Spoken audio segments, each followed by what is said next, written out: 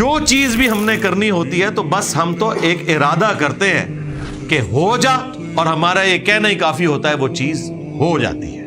یہ اللہ تعالیٰ نے ابھی اسپیسیفکلی ذکر کیا ہے جو قیامت کے دن مردوں کو اٹھایا جائے گا اس کے حوالے سے، کہ ہمارے لیے کوئی مسئلہ نہیں ہے، یوں اٹھا لیں گے۔ مجھے بتائیں اس زمانے میں لوگ کیسے کنسیپٹ رکھتے ہوں گے کہ اللہ تعالیٰ ہمارے قیامت کے دن تمہارا نام اعمال تمہارے سامنے رکھیں گے اور کہیں گے پڑھ، آج اپنا حساب کرنے کو تو خود ہی کافی ہے۔ انسان سوچتے ہوں گے کہ پوری زندگی کا حساب، کہ فلاں دن میں نے کیا کیا، فلاں منٹ میں نے کیا کیا۔ آج سرکار یہ دیکھ لیں، اتنی سی چپ میں آپ جتنا مرضی ڈیٹا ڈال لیں۔ ایمان بالغیب، ایمان بالشہادہ بن چکا ہے۔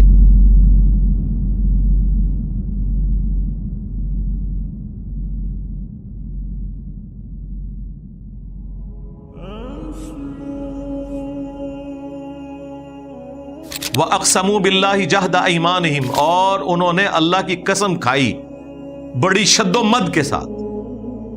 کیا قسمیں کھاتے تھے؟ لا يبعث اللہ من يموت، کہ اللہ تعالیٰ مرنے کے بعد کسی کو زندہ نہیں کرے گا۔ جی یہی ہے طریقہ۔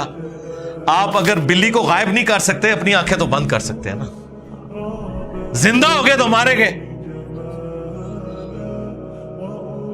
تو پھر بہتر یہ ہے کہ آخرت کا انکار کر دو۔ جب آخرت کا انکار کر دو پھر نہ نبی کی بات ماننے کی ضرورت ہے، نہ اللہ کی بات ماننے کی ضرورت ہے، کیونکہ جب دوبارہ زندہ ہی نہیں ہونا تو کہانی ختم۔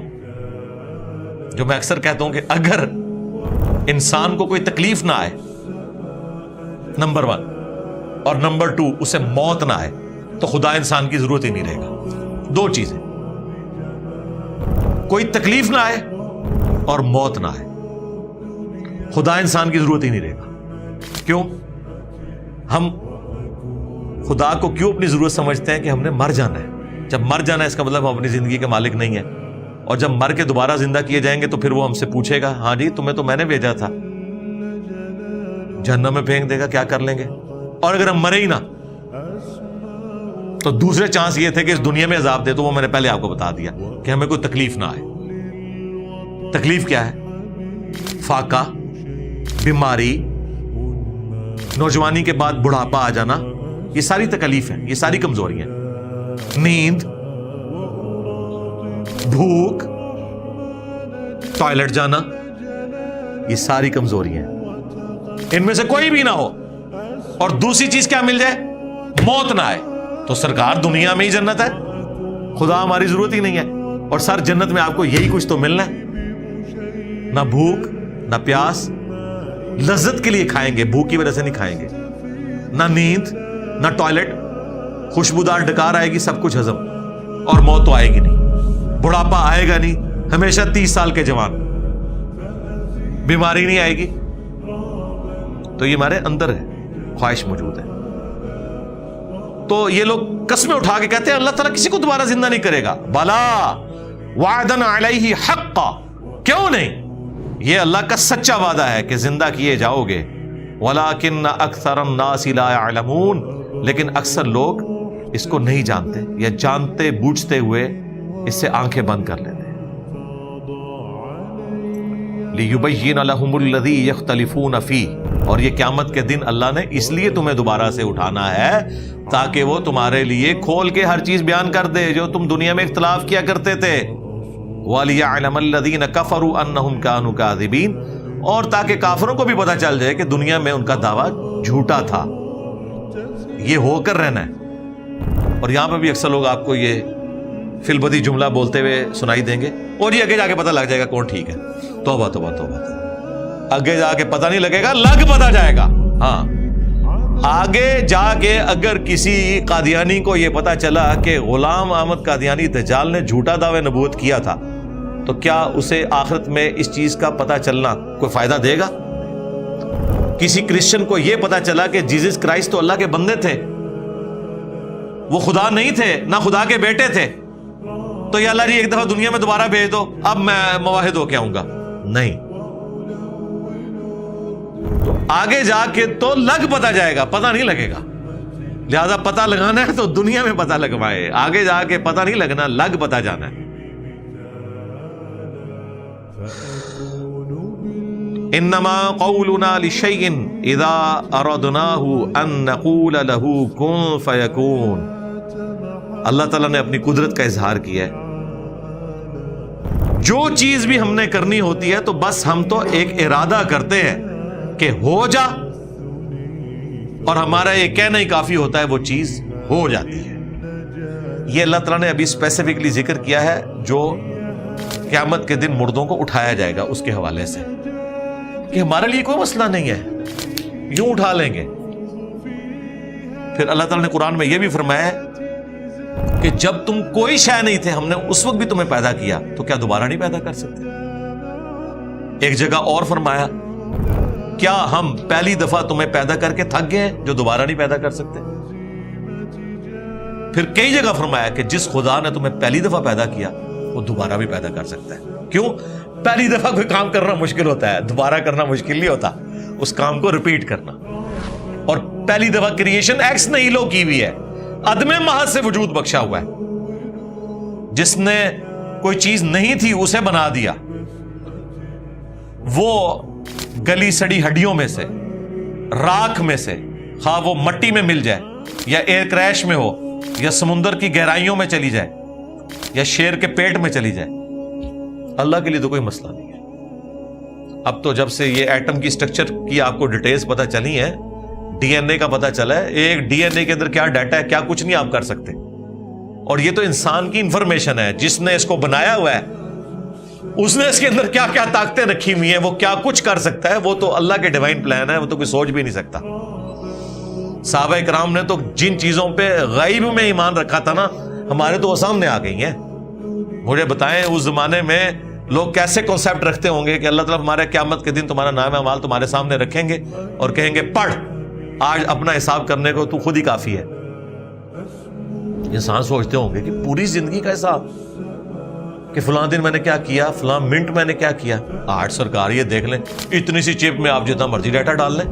ایمان بالغیب, ایمان بالشہادہ بن چکا ہوا ہے. اس زمانے میں تو سوچا ہی نہیں تھا. فلم چلا دی ہے نا, آخرت میں بھی اللہ تعالیٰ دنیا کی فلم چلا کے بتائے گا کہ دنیا میں تم یہ کرتے تھے نا, آج دیکھو, اپنا حساب خود کرو. آج دیکھ لیں, ہم پرانی ویڈیوز لگاتے ہیں, ایک ایک چیز ہمارے سامنے آ جاتی ہے. پولیٹیشنز نے جو جو بیانات دیے ہوتے ہیں وہ انہیں ہانٹ کرنے کے لیے سامنے آ جاتے ہیں. کوئی بھاگ ہی نہیں سکتا. یہ تو دنیا میں نہیں بھاگ سک رہے, اتنے اتنے عیار اور مکار قسم کے ہمارے پولیٹیشنز, ہمارے ریاستی اداروں کے لوگ, بات بات پہ اپنے بیان بدلنے والے, یعنی وہ بچ پا رہے سوشل میڈیا سے. آخرت میں جو اللہ نے جو کچھ ڈیٹا رکھا ہوا ہے, کوئی سوچ سکتا ہے کہ کس لیول کا ہوگا؟ تو یہ اللہ تعالیٰ نے دنیا میں ایمان بالغیب کو ایمان بالشہادہ کر کے بتا دیا. دیکھیں اس میں ایک جملہ بولتا ہوں, ہمارے ساتھ ایک ڈس ایڈوانٹیج اٹیچ تھا نا, کہ ہمیں پیغمبر کا زمانہ نہیں ملا. یہ کمزوری کبھی بھی اوور کم نہیں ہو سکتی. ہم کبھی بھی صحابہ اور اہل بیت والا ایمان اس حوالے سے حاصل نہیں کر سکتے کہ پروفٹ سامنے ہو. آپ امیجن کریں, بخاری کی حدیث ہے, عبداللہ ابن مسعود کہتے ہیں ہم نے حضور کے ساتھ کئی بار کھانا کھایا اس حال میں کہ ہم لقمہ منہ میں ڈالنے لگتے تو اس میں سے اللہ کی تسبیح کی آواز آ رہی ہوتی تھی. اب جس صحابی نے یہ خود دیکھا ہے, اس نے پھر رومن اور پرشین امپائر اکھاڑنی تھی. اس نے تو دنیا میں خدا کو دیکھ لیا نا قدرتوں سے. یہاں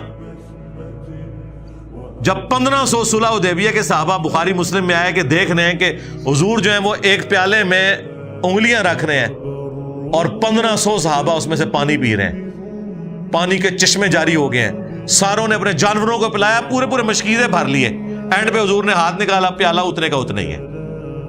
اب مجھے بتائیں جن لوگوں نے یہ منظر دیکھے ہوئے انہوں نے تو مسلط ہی ہو جانا تھا سب کے اوپر. کون ان کا مقابلہ کر سکتا تھا؟ اس کی کمپنسیشن اس دنیا میں پیغمبر کے جانے کے بعد کبھی بھی ممکن نہیں ہے. ہاں کسی درجے میں ممکن تھی, وہ اللہ نے کر دیا, وہ سائنس کی برکت ہے. سائنس نے وہ کمپنسیشن کر دی ہے کہ پیغمبر دنیا میں موجود نہیں, لیکن پیغمبر کے جانے کے سینکڑوں سال بعد ان کی دی ہوئی خبریں درست ثابت ہو رہی ہیں, ان کی بتائی ہوئی باتیں درست ثابت ہو رہی ہیں, اور وہ چیزیں جو آپ امیجن نہیں کر سکتے تھے آج اپنی آنکھوں سے دیکھ رہے ہیں. آپ دیکھیں پرانے لوگ کہتے تھے کہ مٹی میں سے خود بخود ہی مینڈک بن کے اور یہ کیچوے بن کے نکل آتے ہیں.